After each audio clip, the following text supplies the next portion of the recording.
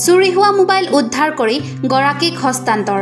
বঙাইগাঁও জিলাৰ মানিকপুৰ থানাই আজি বিভিন্ন সময়ত চুৰি হোৱা ১৭টা মোবাইল হেণ্ডছেট উদ্ধাৰ কৰি গৰাকীক হস্তান্তৰ কৰে।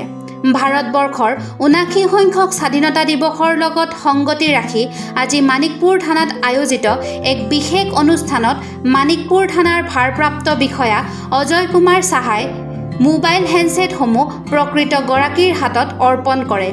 বিভিন্ন সময়ত বিভিন্ন ঠাইত চুৰি কৰা উক্ত মোবাইল হেণ্ডছেটসমূহ বিভিন্ন স্থানৰ পৰা মানিকপুৰ আৰক্ষীয়ে উদ্ধাৰ কৰাৰ পাছত আজি গৰাকীসকললৈ হস্তান্তৰ কৰা হয়।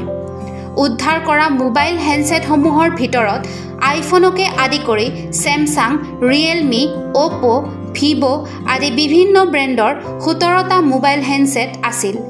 আজিৰ অনুষ্ঠানটোত মানিকপুৰ থানাৰ আৰক্ষী বিষয়া অজয় কুমাৰ সাহাই কয় যে বৰ্তমান মোবাইল হেণ্ডছেটসমূহ এক প্ৰকাৰৰ ডকুমেণ্ট ফাইল বা বিত্তীয় লেনদেনৰ মাধ্যম। সেয়েহে মোবাইল ব্যৱহাৰকাৰীসকলক অতি সচেতন হৈ মোবাইল ব্যৱহাৰ কৰিবলৈ তেওঁ আহ্বান জনায়। মানিকপুৰৰ পৰা উদয়ন নাথৰ ৰিপৰ্ট, নিউজ টাইম 3। কিনিলে এনেকে পুলিচত দেখিব যে আপোনাৰ তাতে পুলিচৰ ফোন গৈছিল, পুলিচ আপোনাক বিচাৰিব, দুইটাই হ'ব পাৰে। মোৰ নাম কৰুণাকান্ত পাঠক। মোৰ ঘৰ মানিকপুৰ থানাৰ অন্তৰ্গত দলাগুৰি গাঁৱত। ১৫ দিনমান আগতে মোৰ মোবাইল ভিভো মোবাইল এটা হেৰাইছিলে। মই থানাত ইনফৰমেশ্যন দিলোঁ, এপ্লিকেশ্যন দিলোঁ। মোবাইলটো পোৱাৰ আশা মই কৰা নাছিলোঁ। যিটো আইনী প্ৰক্ৰিয়া, সেই প্ৰক্ৰিয়াৰ ভিতৰত মই এপ্লিকেশ্যন দিছিলোঁ।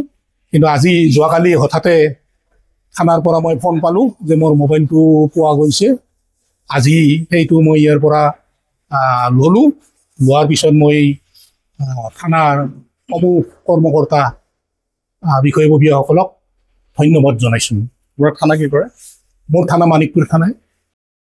নমস্কাৰ, মোৰ নাম আমজাদ হুছেইন। মই ৯ তাৰিখ ২০২৪ চনত বেজিৰ পৰা মই বৰপেটা যাওঁতে মোৰ আইফোন 16 প্ৰ' মেক্সখন বাছত হেৰাই যায়। পিছত মই মানিকপুৰ থানাত আহি এজাহাৰ এখন দি যাওঁ আৰু যোৱাকালি মোৰ থানাৰ পৰা ফোন যায় যে মোৰ মোবাইলখন পাইছোঁ। এইটো মই পাই অত্যন্ত সুখী। আৰু যিকোনো মানুহৰ যদি মোবাইল হেৰায়, এটলিষ্ট আপোনালোকে কমচে কম আহি থানাত এখন এজাহাৰ দিব, কাৰণ আপোনালোকৰ মোবাইলটো পাই যাব। মই যেনেকৈ পাইছোঁ আপোনালোকেও পাই যাব। এইখিনি ধন্যবাদ। আৰু মানিকপুৰ থানাৰ ভাৰপ্ৰাপ্ত বিষয়া অজয় কুমাৰ ৰায়ক ধন্যবাদ, মোৰ পৰা ছাৰক ধন্যবাদ।